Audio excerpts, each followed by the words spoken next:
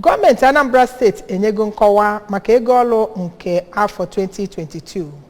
Ozi si n'ụlọ ọrụ ministri steeti na-ahụ maka ego ọlụ nakwa ịhazi ego ọlụ ha kọwara na ego dị 100 ijeri naira na 70 bụ ego nke ewepụtara ebe ego ọlụ nke afọ 2022 dịka esi wee dekọpụta ya. Onye ọlụ anyị na-eweta ihe na-eme n'obi gọọmenti Valentine nọ ebe ahụ ma wetara anyị ozi ya.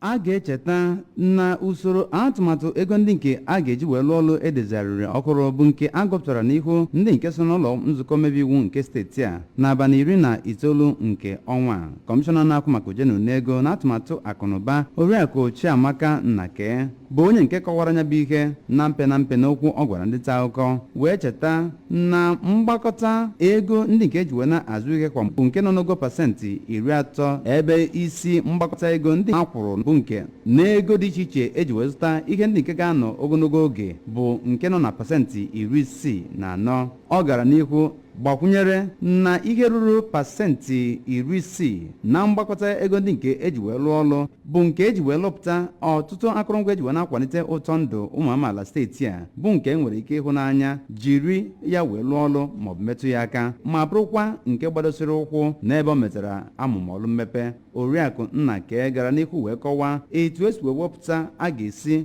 wee jiri ya bụ ego wee lụọ ọlụ ma bụrụkwazị na ihe kachasị wee na-echu steeti a ụla bụ nke gụnyere ịlụ ọlụ, njem, nchekwa, amụma mmepe ọlụ ime obodo họrọ nke ị ga-alụ, uto ndị ntorobịa, mmiri, ọkụ, agụmakwụkwọ, ahụike, ịkọ ọlụ ugbo, akụrụngwa nzikọrịta ozi, mgbanwe na usoro ọkụ bụ nke eji wee na-anakọta n'ime steeti a tinyekwara ọlụ ịdị na-aga n'ihu na ọdụ ụgbọelu na imerime ihe ndị ọzọ. Ọ kọwara na ya bụ ojenu n'ego bụ nke a ga-ewepụta oke ego ruru pasentị 24 na ego enwere n'akpa, wepụta pasentị 36 n'ego bụ nke gọọmenti etiti na-eweta nakwazi pasentị 40 bụ ego mgbazinye a ga-etinye n'ime ya.